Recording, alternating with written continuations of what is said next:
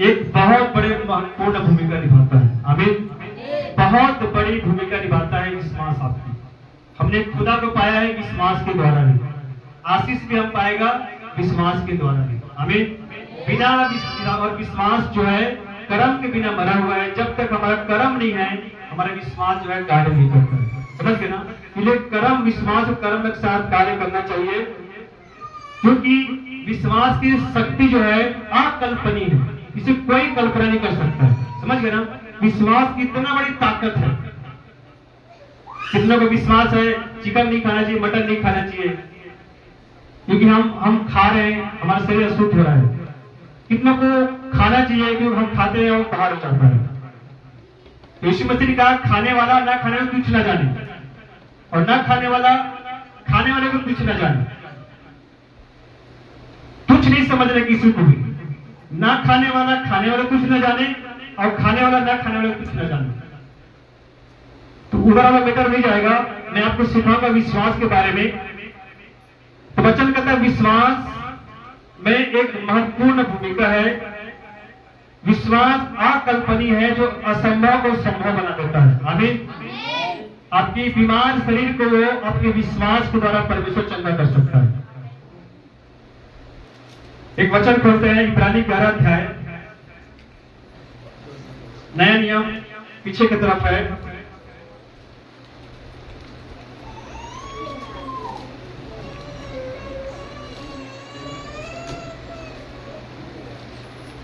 ग्यारह एक लिखा है, इब्रानियों 11:1 312 नंबर पृष्ठ।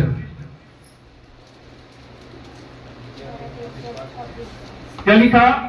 अब विश्वास आशा की हुई वस्तुओं का निश्चय और अनदेखी वस्तुओं का प्रमाण है। सब बोले आमीन। आशा, विश्वास क्या है? विश्वास है आशा की हुई वस्तु का निश्चय। इसका मतलब है कि जो नहीं दिख रहा है उसे हम विश्वास के द्वारा पैदा कर सकते हैं। आमीन। कैसे पैदा कर सकते हैं? जो नहीं दिख रहा है उसे कैसे पैदा करेंगे? विश्वास के द्वारा। कैसे? क्योंकि हमने प्रभु यीशु मसीह कैसे पाया है? विश्वास के द्वारा। आमीन। समझ गए ना? तो कितना का विश्वास है परमेश्वर पर, कितना का विश्वास अपने कामों पर, कितना का विश्वास अपने पैसों पर याद रखना आपकी सबसे बड़ी धन संपत्ति आपका परमेश्वर है आपके लिए। आमीन। क्योंकि परमेश्वर पर आपका विश्वास है तो आप उन चीजों को पैदा कर सकते हैं जो आपकी आंखों के सामने नहीं है। समझ आ रहा बात? समझ आ रहा बात सबको ना? इसीलिए विश्वास लिखा है कि विश्वास आशा की हुई वस्तुओं का निश्चय और अनदेखे वस्तुओं का प्रमाण है। अनदेखे वस्तुओं का जो दिखता नहीं है उसका प्रमाण है, तो निश्चय ही हम उसे हासिल कर सकते हैं। आमीन।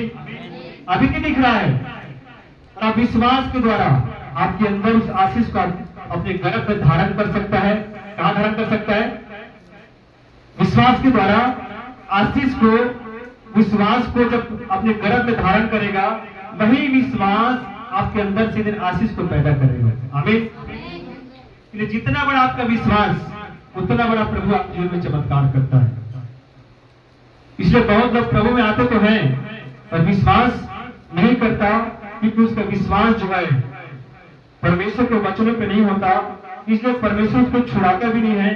तो याद रखें, जितना बड़ा आपका विश्वास है उतनी बड़ा परमेश्वर के चमत्कार को आप देखेंगे यीशु मसीह के नाम में। आमीन। एक वचन खोलिए, रोमियो 16 अध्याय, प्रेरितों के बाद रोमियो 16 उसकी 25-26 में लिखा है, ध्यान से सुनना। क्या लिखा? अब जो तुमको, पौलुस यहाँ पे कह रहा है, रोमियो कलीसिया को बोल रहा है, कहता है अब जो तुमको मेरे सुसमाचार, अर्थात पौलुस कहता है मेरे सुसमाचार के अनुसार, अर्थात मेरे नहीं परमेश्वर, समझ से आपको मैं किसका वचन सुना रहा है? परमेश्वर वचन को मैं आपको सुना रहा है। बस पौलुस जो है रोमियो की कलीसिया को वचन सुना रहा था। पौलुस कौन था? उस समय का बहुत बड़ा एक प्रमुख सेवक था, पास्टर था, प्रेरित था। आमीन। क्या लिखा? अब जो तुमको मेरे सुसमाचार, एक होता है समाचार, दो प्रकार होते हैं दुनिया में, याद रखना। एक होता है समाचार, एक होता है सुसमाचार। सुसमाचार केवल प्रभु यीशु मसीह दे सकता है। यीशु मसीह आपको बता सकता है। यही सुसमाचार के विश्वास के द्वारा हमने खुदा को पाया हुआ है। आमीन, समझ गए ना? इसी सुसमाचार से पाया ना परमेश्वर को। कैसे पाया है? किसी ने बताया ना आपको, यीशु मसीह जीवित परमेश्वर है। तो जात धर्म को बदलने के लिए, हमारे जीवन को बदलने की धरती पर आया परमेश्वर होकर, हमारे लिए कोड़े खाए, हमारे मारे गए, गाड़े गए, और फिर से तीसरे दिन जी उठा, और जी उठने के बाद लोगों को 40 दिन दिखाई दिया, फिर लोग फिर सबके सामने स्वर्ग में जीवित उठा उसे। तो सबने उसे देखा है, हमने विश्वास किया उस पर, देखा, जाकर देखा, विश्वास किया उनके वचनों पर, और विश्वास के द्वारा हमने क्या किया? परमेश्वर को हमने पाया है। आमीन।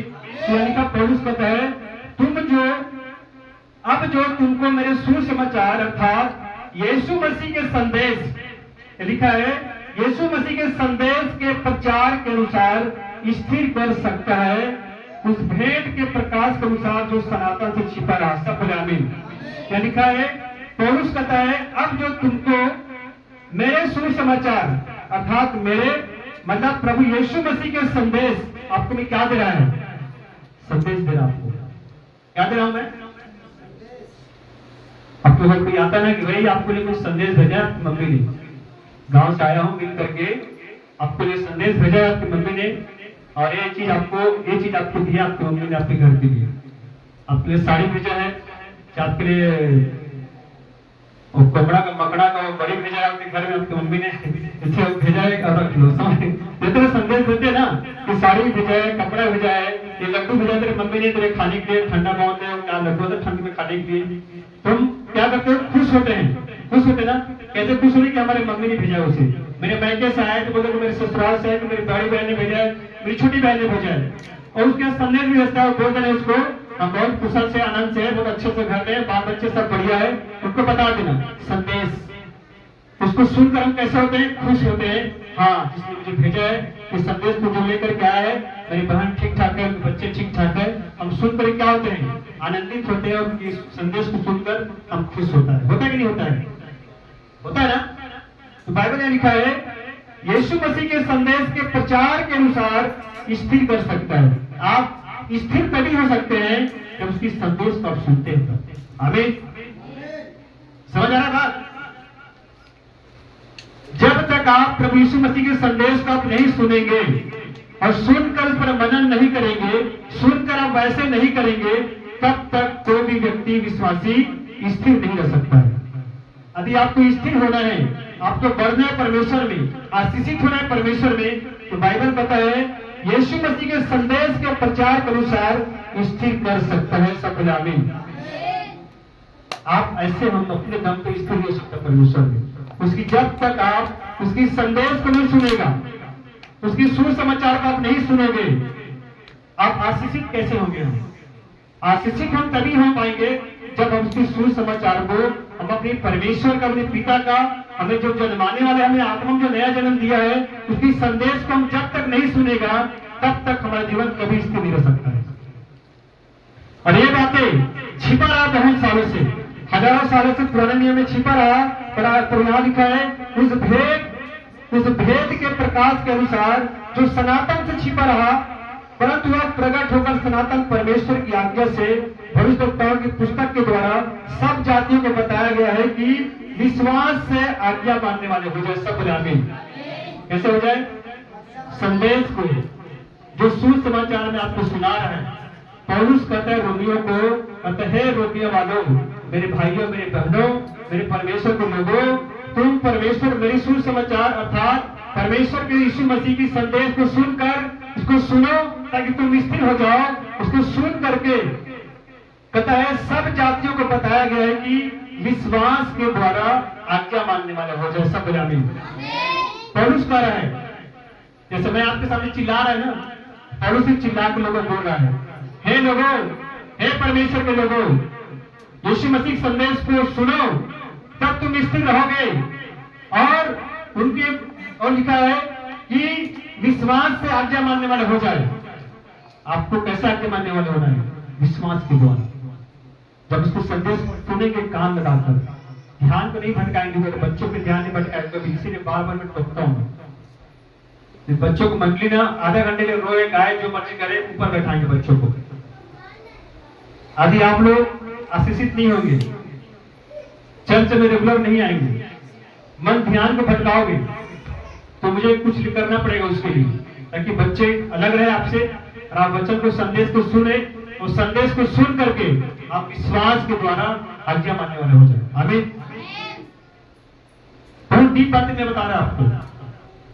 संदेश कहता है, संदेश ये लिखा है बाइबल में, संदेश के प्रचार के अनुसार स्थिर कर सकता है और विश्वास के द्वारा आज्ञा मानने वाले हो जाए, क्योंकि विश्वास के द्वारा ही बाइबल में लिखा है। अब्राहम इब्रानी में आ जाओ फिर से वापस, इब्रानी 11:8 में लिखा है,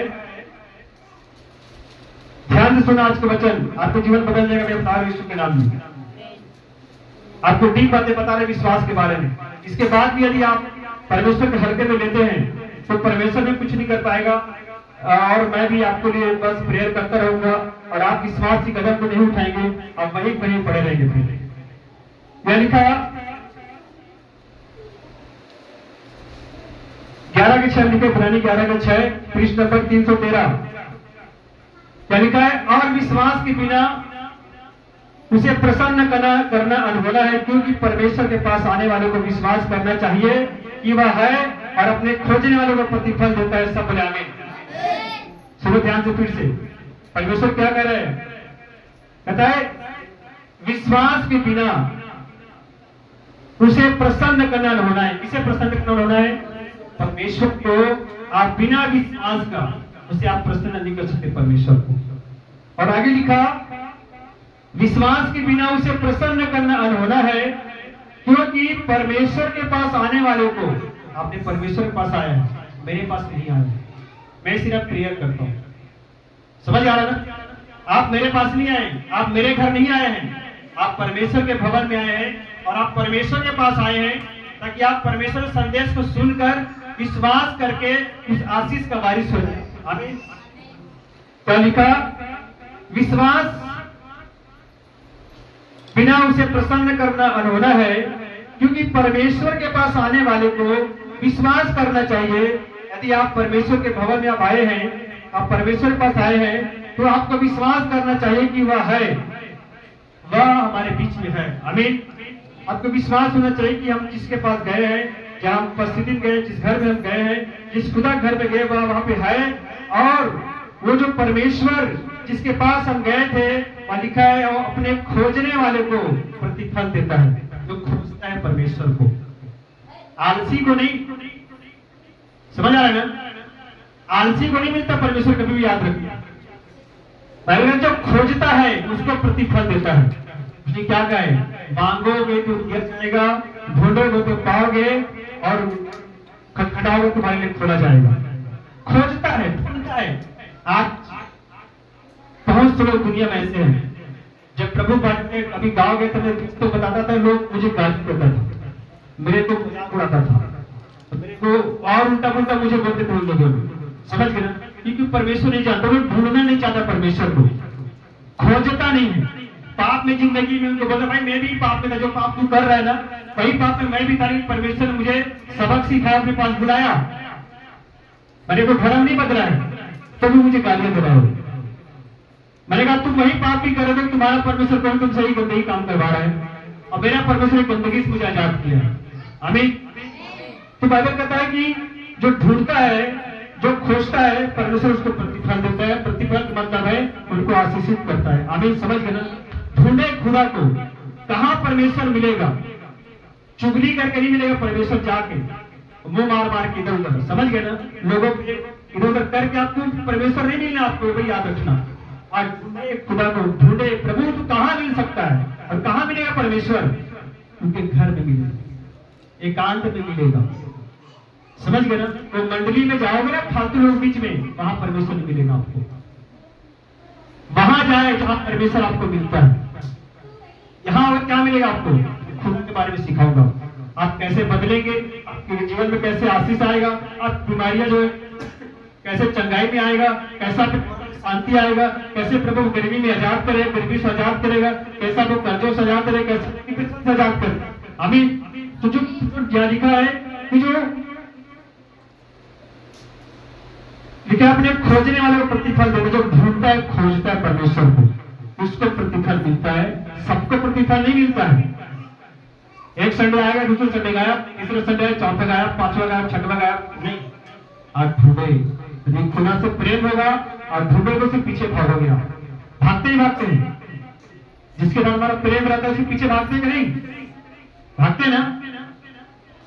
दुनिया ऐसी भागता है जहां जिससे प्रेम हो गया तो बस माँ बाप कौन है, भाई बहन कौन है, पड़ोसी को, रिश्ते कौन है, कोई परवाह नहीं, उसके पीछे भाग जाना है।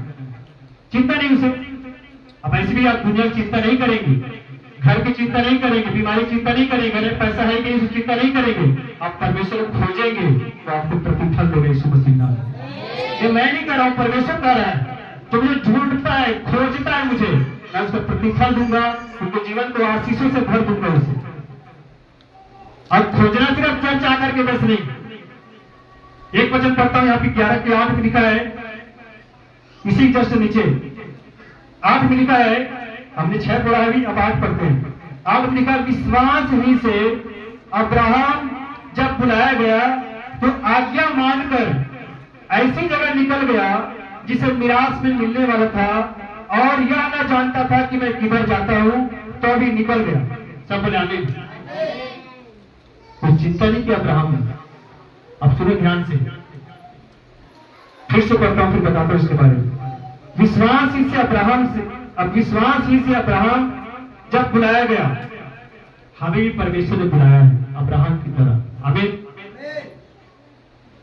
समझ आ रहा है? हमें भी खुदा ने अब्राहम की तरह बुलाया है। अब्राहम क्या करता था? अब्राहम एक मूर्ति पूजा था पहले। अब्राहम जो है चांद का पूजा करता था। अब्राहम, जिस अब्राहम को बाइबल में जिक्र है, वो चांद का पूजा करता था, मूर्ति पूजा करता था अब्राहम। बाइबल लिखा है अब्राहम विश्वास से जब बुलाया गया तो आज्ञा मानकर उस परमेश्वर के संदेश को सुन करके ऐसी जगह निकल गया जिसे मिरास में, पियाने में लेने वाला था, और यह न जानता था मैं किधर जाता हूं, तो निकल गया। अब्राहम को मालूम नहीं मैं किधर जा रहा हूं, बस खुदा के बातों को सुना, अपने पत्नी को पकड़ा, अपने भतीजे लूत को पकड़ा, और लूत को पकड़ करके उस देश में चला गया जहां क्या होने वाला उसे मालूम नहीं था उसे। आप ऐसी आशीष तभी आता है हमारे जीवन में जब हम परवाह नहीं करता है। और तो परवाह करता है, मेरे घर में रोकता है चर्च जाने के लिए, मेरे परिवार है, मेरे बच्चों को शादी करना है अभी, मेरे घर में वो कुछ करना है अभी, मेरे घर में बहुत काम है, वो समाज छोड़ देगा, घर के लोग छोड़ देगा, परिवार छोड़ देंगे, बेटा बहू छोड़ देगा, पति छोड़ देगा, पत्नी छोड़ देगा। परवाह करने वाले को परमेश्वर कभी आशीष नहीं करता, याद रखना।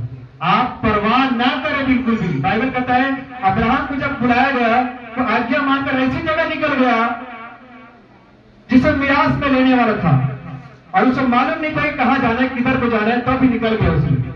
तो बाइबल कहता है जब अब्राहम निकल गया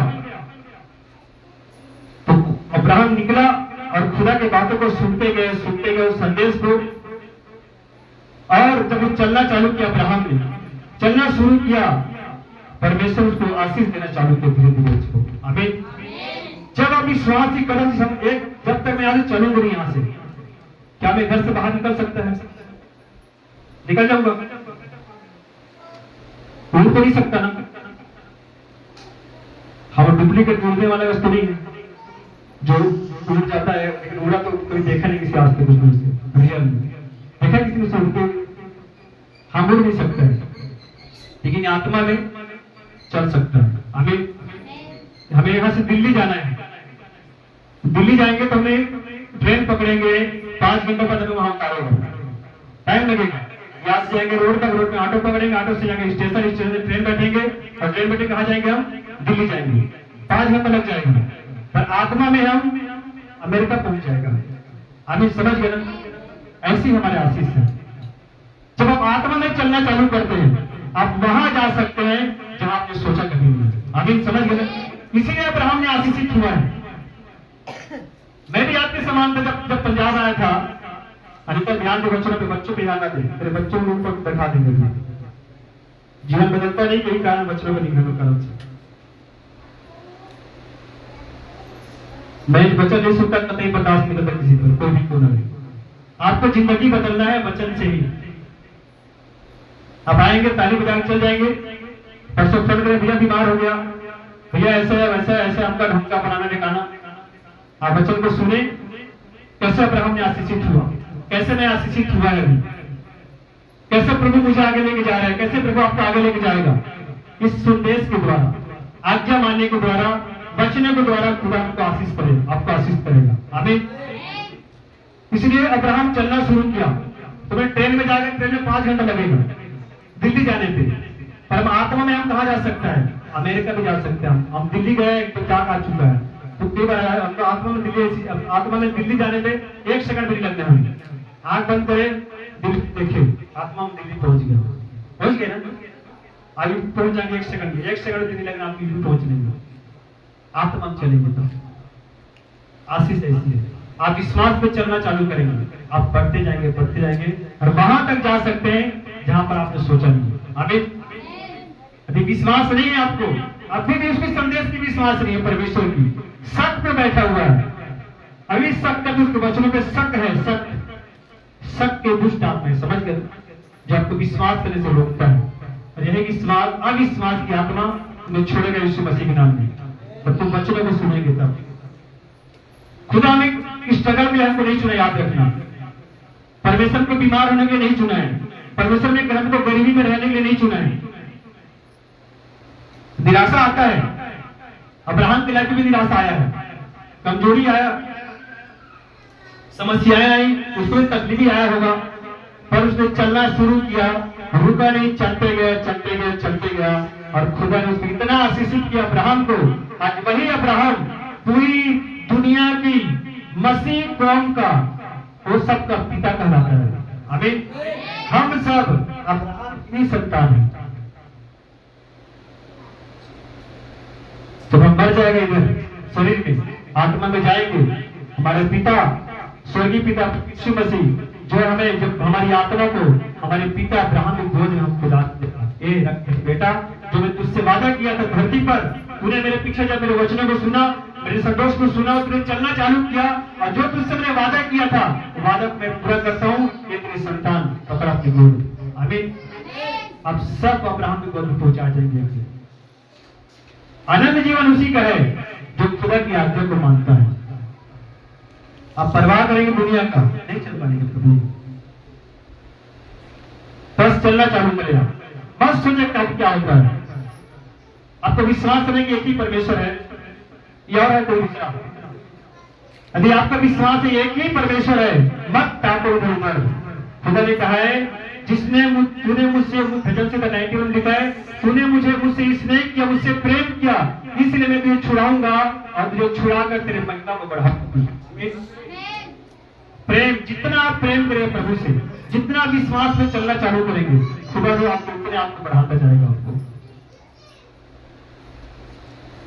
अब्राहम को मालूम नहीं कहा जाना है, मुझे भी नहीं मालूम कहा जाना है, पर चल रहे विश्वास के साथ। क्यों? कि हमारा परमेश्वर अंदर आकर, अंदर खाली, इधर बैठो, बच्चों ने डिस्टर्ब कर रहे हैं। कहा जाना हमको मालूम नहीं, क्या कर रहे हैं हमको मालूम नहीं, मतलब कर रहे हैं विश्वास के साथ, चल रहे विश्वास के साथ, एक दिन पहुंच जाएंगे जहां हमारा पिता पहुंचा था। आमीन। कि हमारा पिता भी, हमारा पिता अब्राहम भी हमारे समान एक मूर्ति पूजा करने वाला था, हमारे समान वो भी एक चांद का पूजा करने वाला था। मुसलमान लोग अब्राहम को मानता है, यीशु मसीह को भी मानते हैं, नबी मानते हैं लोग। मुसलमान लोग, मूसा को, बहुत लोग बाइबल का आधार, बहुत सारी चीजें उनके में लिखा हुआ है, यही से निकाल कर लिखा हुआ है बाइबल से। तो जैसे आप चलना चालू करेंगे, शुरू करेंगे, परमेश्वर आपको आशीषों को धीरे धीरे आपको खोलना चालू करेंगे। आमीन। क्योंकि वही अब्राहम से खुदा ने वादा किया, तेरे वंश को रेत तिनकों की समान मैं इतना बढ़ाऊंगा कि धरती में भी नहीं समाएगा। वादा किया परमेश्वर ने। इसलिए गलाती 3:29 में लिखा, मत खोलो, मैं आ रहा हूं, बस अब वही रह गया। आपको जहां खुले ग्रानी उधरी रहे, गलाती 3:9 और 29 में लिखा, जितने मसीह में है सब अब्राहम के द्वारा आशीष को पाते हैं।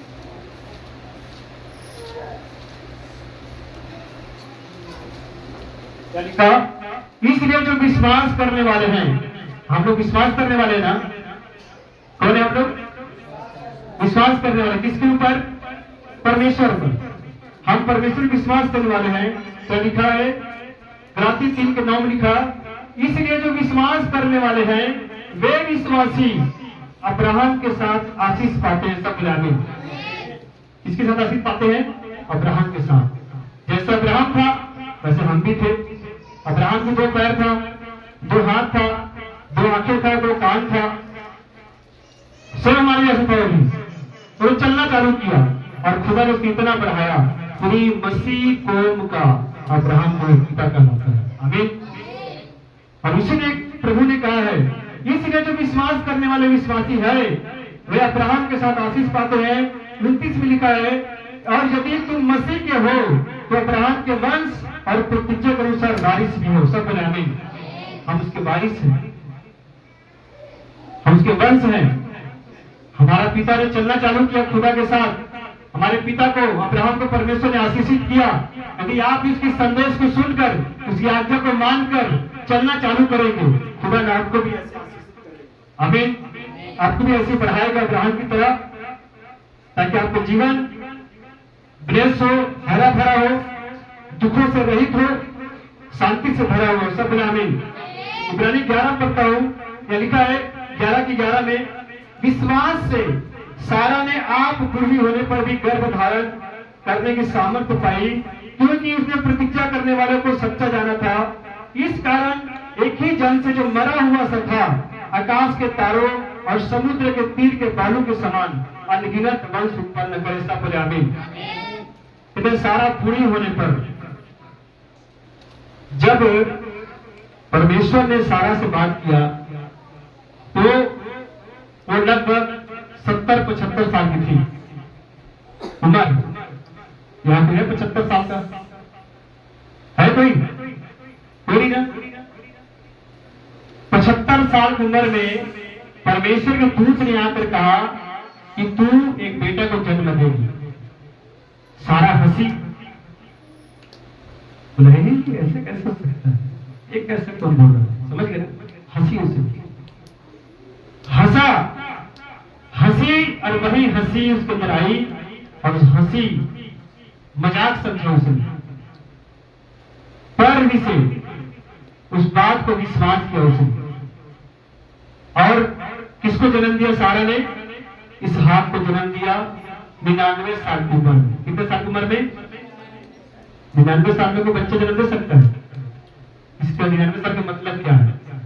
आप कितनी भी सूखे से क्यों न है, आप कितनी गरीबी में क्यों न है, आप कितनी बड़ी पाप में भी क्यों ना हो, यदि आप तौबा कर लिया है और परमेश्वर के साथ चलना चालू कर दिया है, इस सूखी हुई हालात में, हर एक तुम्हारी मरी परिस्थिति में भी सारा के जैसा तुम्हें भी खुदा आशीषित करना चाहता है। आमीन।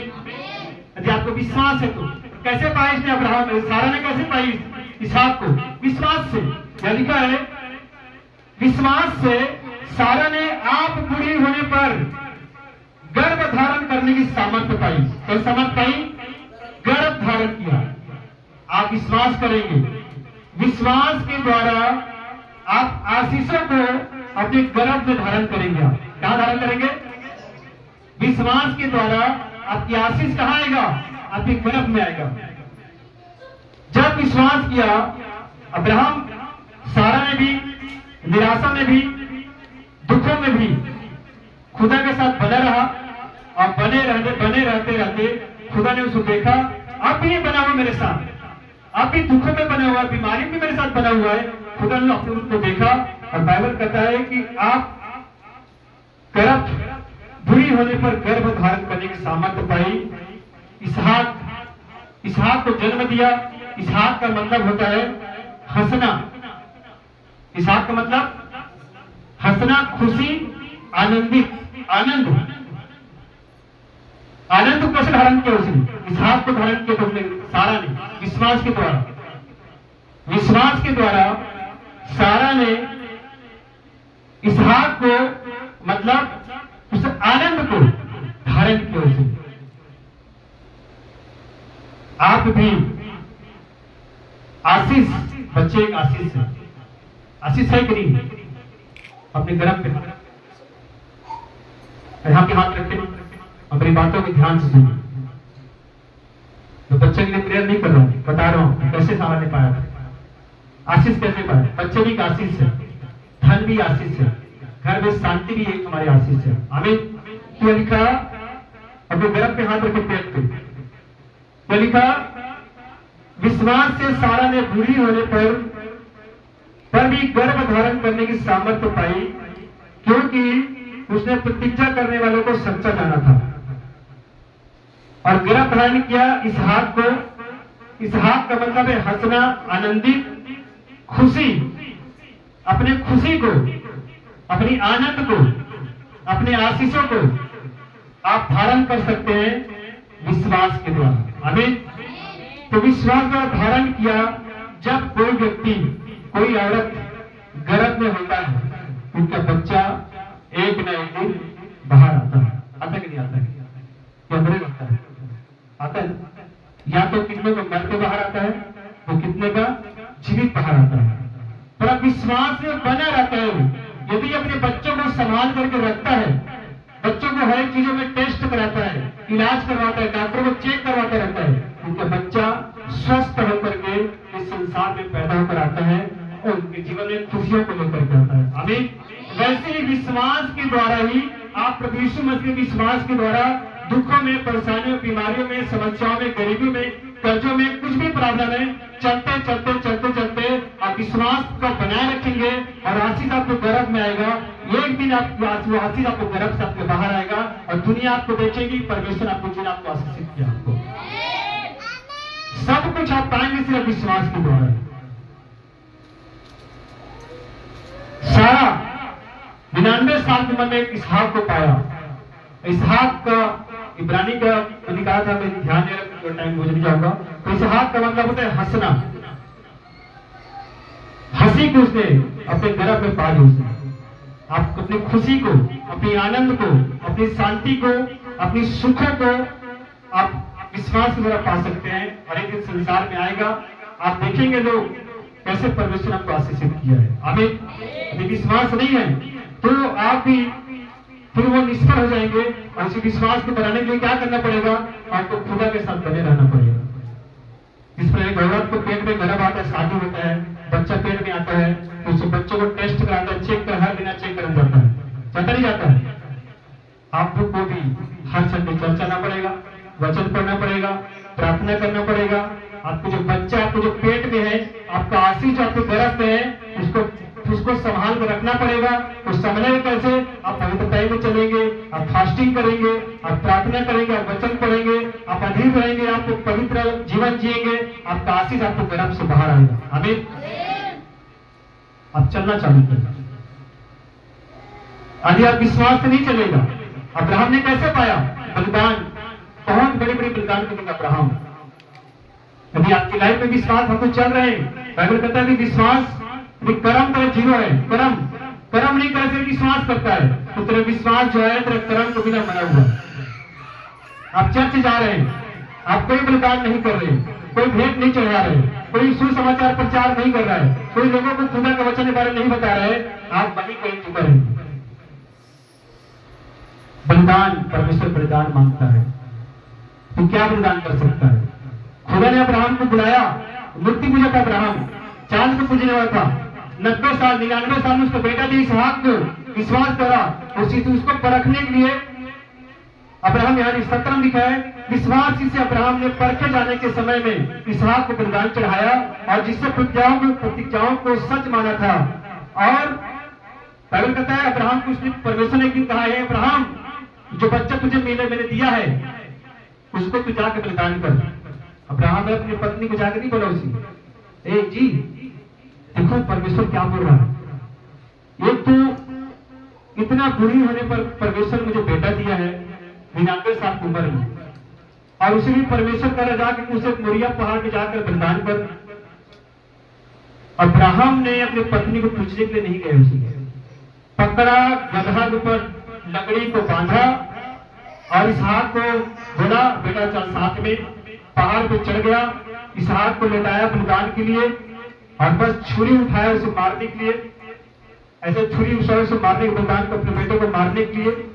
जब तो एक दूत ने आकर उसकी छुरी को पकड़ लिया, अब्राहम रुक जा। अब्राहम ने बोला रुक जा, अब्राहम को छुरी को उसने छीन लिया और दूत बोलता है, परमेश्वर का आत्मा कहता है अब्राहम रुक जा, मैं तुझे जान लिया, अब तू अपने बेटे से भी ज्यादा तू मुझसे प्रेम करता है। आमीन। तो प्रेम को परखा परमेश्वर ने, अपने बेटा तक को बलिदान कर दिया अब्राहम ने। जब देखा उसे परख को, खुदा ने इतना आशीषित किया अब्राहम को, दुनिया का आशीषित व्यक्ति अब्राहम, इसहाक, याकूब, खुदा की कौम इतना बढ़ते गए, आज हम सब वही अब्राहम की संतान कहलाते हैं। आमीन। आपका बलिदान, आपका देना, आपका समय, आपका पैसा, आपका बच्चा, आपका बेटा, आपकी बेटी, जो खुदा के लिए आपने दिया है, याद रखना उसको कभी भी रखेगा नहीं, परमेश्वर आप ही को वापस करेगा। पर खुदा से तूने वापस ले लिया है, उनकी बातों को सुनकर, उनकी बातों को न मानकर, वो आशीष नहीं आ सकता। अब्राहम और आशीष, उन बातों को मान लिया, संदेश को सुन करके, तो वो आशीष अभी आपको अभी नहीं दिख रहा है, आप सूखे हुए हैं। अब्राहम और सारा सूख गया था। 99 साल में इंसान कैसा रहता है? तो यह फोटो के एक आध कपड़ा इसे पड़ जाएगा। पहले बना बच्चा के समय ध्यान बड़ी तरफ होना चाहिए। इतना सूखा था, इतना सूखा। 99 साल के इंसान देखा किसी ने आज तक? देखा हूं मैं भी। कैसा रहता है? देखा आप लोग कैसा रहता है? एकदम सूखा, गाल ऐसे पूरा चिमड़ा है, शरीर चिमड़ा है, पेट भी है कि नहीं पता नहीं उसका, समझ गए ना?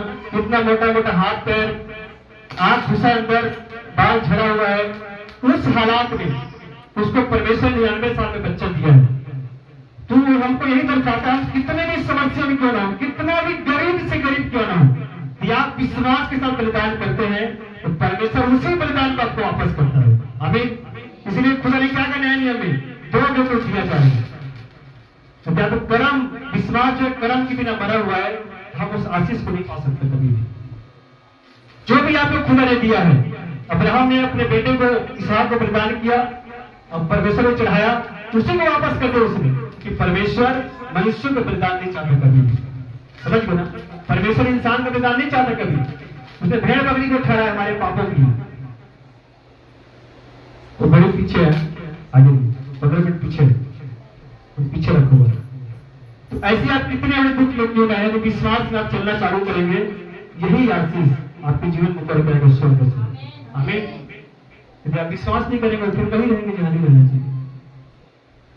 निराशा है तब भी विश्वास करें, बीमारी में तब भी विश्वास करें, पैसा नहीं तब भी विश्वास करें।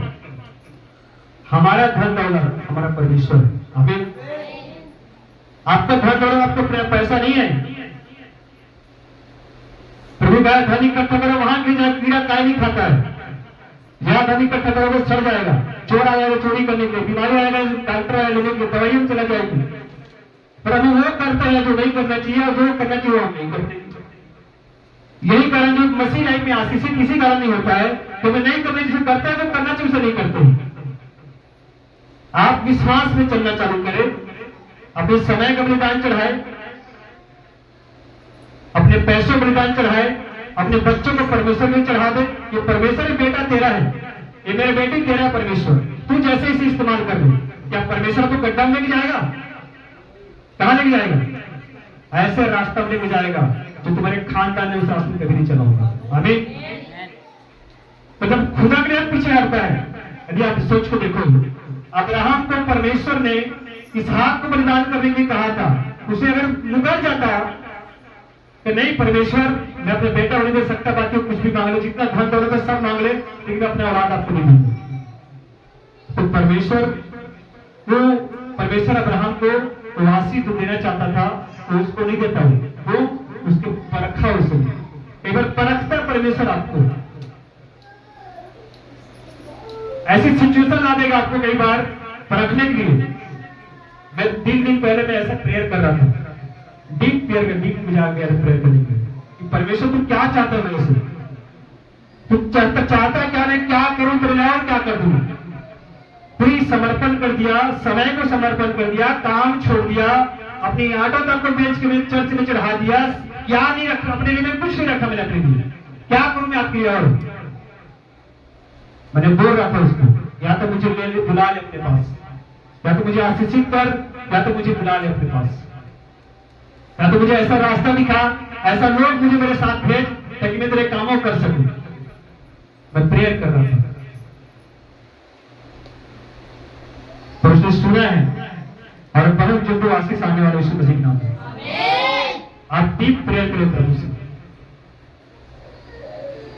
आप बलिदान करें परमेश्वर, समय का बलिदान चढ़ाएं।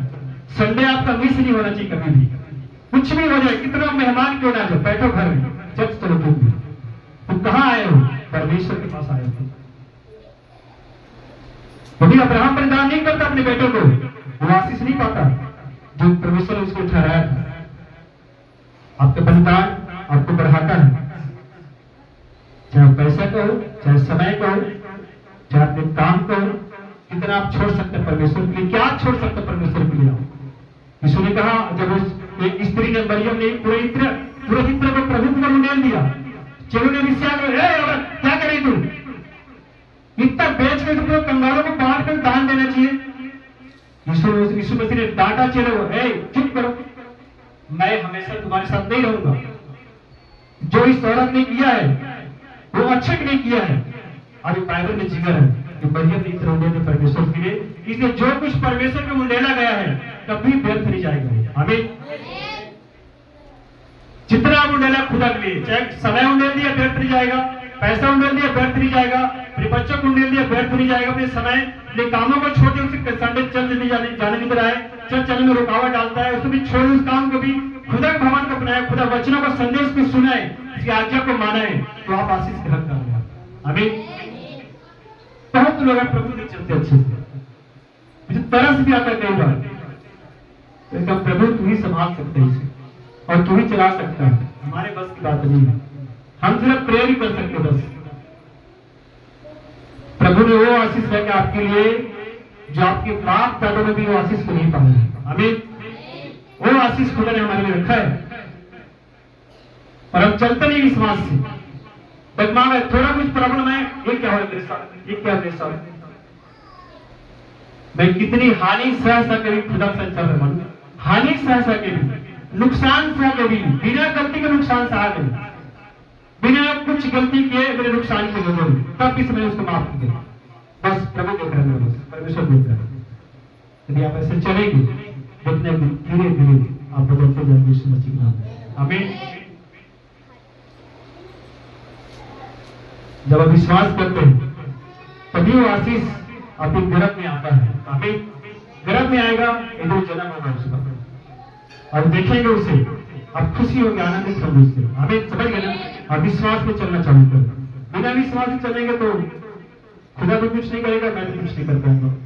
एक वचन खुदा का लास्ट है, इब्रानी 12:1 जस्ट इसके आगे,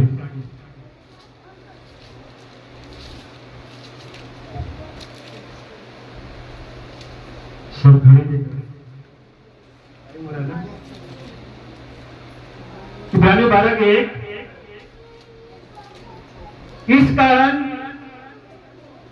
जबकि गवाहों का ऐसा बड़ा बादल हमको घेरे हुए हैं, सब मेरे पीछे पीछे,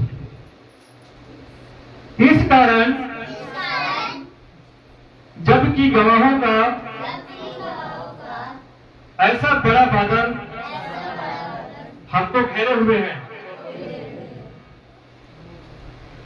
फिर प्रभु कहां है, फिर से बोलिए, इस कारण जबकि गवाही का ऐसा बड़ा बादल हमको घेरे हुए हैं, तो आओ हर एक रोकने वाली वस्तु को और उलझाने वाले पाप को दूर करके वह दौड़ जिसमें हमें दौड़ना है धीरज से दौड़े और विश्वास के कर्ता और सिद्ध करने वाले यीशु की ओर ताकते रहे, जिसने उस आनंद के लिए जो उसके आगे धरा था लज्जा की कुछ चिंता न करके क्रूस का दुख सहा और परमेश्वर के सिंहासन के दाहिनी ओर जा बैठा। सब बोले आमीन। खुदा क्या कर रहे हैं यहाँ पर? अब तो यहाँ से बादल दिखेंगे यहाँ से, है ना? बाहर निकलेंगे ना तो जरूर एक बार अपनी आंखें उठाकर बादल को ताकना है, देखना ऊपर बादल को, जरूर देखना। बाहर निकल मीटिंग के बाद निकलोगे, निकलते ही सबसे पहले क्या करना है आपको? बादल को देखना, पूरा बादल देखना कहां तक नजर आता है। और यही चीज परमेश्वर ने बाइबल में लिखा है। क्या लिखा है? इस कारण जबकि गवाहों का ऐसा बड़ा बादल हमको घेरे हुए है, गवाही का बड़ा बादल हमको घेरा हुआ है चारों तरफ से। इतना बड़ी बड़ी गवाहियां परमेश्वर आपके लिए रखा हुआ है ताकि आप विश्वास में चले और वो गवाही का बारिश आपके ऊपर बरसे। आमीन। इसलिए कहता है इस कारण जबकि गवाहों का ऐसा बड़ा बादल हमको ऐसा घेरे हुए हैं, तो आओ हम हर एक रोकने वाली वस्तु और उलझाने वाली पाप को दूर करके वह दौड़ जिसमें हमें दौड़ना है धीरज से दौड़े। सब बोले आमीन। धीरज रखिए। बीमारी है, धीरज रखिए। गरीबी है, धीरज रखिए। मैं जब मसीह शुरू से आया था ना, मसीह में आया मेरे को 2 साल हो गया था, तब भी मैं बहुत लॉटरी लेता था, बड़ी करोड़पति जल्दी बनने के लिए। और छोटा लॉटरी नहीं, बड़ी बड़ी लॉटरी। और तो बोलता था, मैं घोषणा करता, ये लॉटरी पक्का लगेगा, बोलो बिस्तर बांध के रखो, निकलना गाँव। पूछो, बोलता था ना। एक बार 5 करोड़ का, 2.5 करोड़ का, 10 करोड़ का भी लॉटरी लेके आया था, जो 1,000 का मिलता है। तो मैं बोला, मेरा इतना विश्वास था प्रभु में, मेरा परमेश्वर जिंदा देख रहा है, आप मुझे आशीषित कर चुका है, बस तुम बोरिया बिस्तर बांध के रखो, लॉटरी दिन खुलेगा, 1 हफ्ते के अंदर चल जाएगा वापस। बाइबल क्या कहता है? जो धन उतावली से मिलता है उसे परमेश्वर की आशीष नहीं होता है। समझ गए ना? जो धन उतावली से मिलता है उसमें परमेश्वर की आशीष नहीं होता, उड़ा जाता है उतावली से लेने से। मैं बहुत उतावली की आशीष पाने के लिए, इतना उतावली था, जल्दी जल्दी मुझे पैसा चाहिए, मुझे काम करने में बड़ा बड़ा काम करना है, पर मुझे नहीं मिला। यहाँ इसीलिए बाइबल कहता है धीरज से दौड़े, धीरज के साथ। गवाही का बड़ा बादल हमको घेरा हुआ है। सब आमीन। गवाही के बड़ा बादल आपको घेरे हुए हैं, तो वो ऐसे दौड़े, धीरज के साथ दौड़े। और बाइबल आगे लिखा है कि यीशु मसीह सिद्ध करने वाले यीशु को ताकते रहे। आमीन। प्रभु के साथ दौड़ो, प्रभु को ताकते रहे। मेरा जिंदा खुदा मेरे साथ है, मेरे यीशु मसीह मेरे साथ है, तो मुझे हर बीमारियों से बचाता है, मौत से बचाता है, झगड़ों से बचाता है, क्लेशों से बचाता है। आमीन। आप विश्वास में चलना चालू करेंगे, सिद्ध करेगा खुदा आपको, सिद्ध करेगा। और जो गवाही में जो बादल आपको घेरा हुआ है, बादल किसने लगाया है? ऊपर परमेश्वर ने, वर्षा होने की। सुनो ध्यान से, बादल किस लिए है? बादल से क्या गिरता है? बहुत कुछ गिरता है। मेढक भी गिरता है, सांप भी गिरता है, बारिश वर्षा पानी भी होता है। पानी जल एक बारिश के पानी के समान है। आमीन। पर आप खुदा में हैं, आपकी ओर यीशु मसीह को ताकता हुआ है, तो आपको आशीष का बारिश गिरेगा, आप पर मेढक और सांप नहीं गिरेगा आपके ऊपर। आमीन। दुनिया भी ताकता है बादल की ओर, और वो किसको ताक रहा है?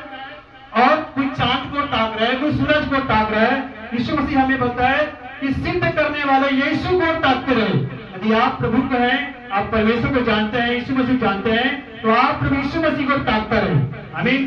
तो यीशु मसीह को ताकता है, उनका पर आशीष का बारिश होगा, वर्षा होगा, उस पर सांप बिच्छू मेढक नहीं गिरेगा। पर जो और किसी और पर ताक रहा है, उन पर सांप बिच्छू भी गिर सकता है। आमीन। पर आप पर सांप बिच्छू नहीं गिरेगा, क्योंकि आप किस पर ताक रहे हैं? यीशु मसीह पे ताक रहे हैं। तो यीशु मसीह कौन है? यीशु मसीह वो परमेश्वर है जो हमारे पापों में अपने आप को बलिदान किया, जिसने स्वर्ग छोड़ करके मनुष्य बनकर धरती पर हमारे लिए आ गए। सोचो, खुदा ने, यहोवा परमेश्वर ने अपना एकलौता पुत्र को नहीं छोड़ा स्वर्ग में, उसी ने इंसान बना के धरती में भेज दिया। तो याद रखो, खुदा आपको क्या नहीं दे सकता, आपको क्या नहीं दे सकता है, पर आप क्या देते परमेश्वर के लिए। इसलिए जितना आपका बलिदान है परमेश्वर के लिए याद रखना, बिना बलिदान किए स्वर्ग जा रहे हैं।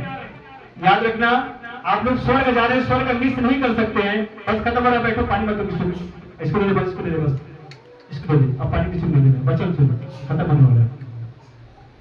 ये वचन पानी के समान सीख लो। मुझे कितना प्यास लग रहा है, मैं नहीं चला पानी में, थोड़ा सबर रखना सीखो वचन के टाइम। इसीलिए कहता हूँ वचन में ध्यान नहीं भटकाओगे, जल्दी आशीषित होंगे। इसलिए आपकी आंखें प्रभु को है, यीशु मसीह को सिद्ध करने वाले को। तो कहता है गवाही को जो बादल जो घेरा है, तो तुम पर बरसेगा यीशु मसीह नाम में। आमीन। इसलिए आप प्रभु के साथ विश्वास में चलना चालू करें। विश्वास रहे कि मैं जिस खुदा की ओर में चल रहा हूँ, जिस खुदा को मैं आंखें लगा रखा है, वो जिंदा परमेश्वर है, कभी वो शर्मिंदा होने नहीं देगा। आमीन। आपका बलिदान मांगे परमेश्वर, समय का बलिदान, आपके बच्चों का बलिदान, आपके पैसों का बलिदान, आप खुदा के साथ जुड़े हुए हैं, आपको वही आशीष देगा। इसलिए गलातियों में लिखा है, जितने मसीह में हैं अब्राहम के साथ आशीष को पाते हैं। आमीन। हमारा पिता अब्राहम कंगाल था, अमीर था, दुनिया का अमीर व्यक्ति था।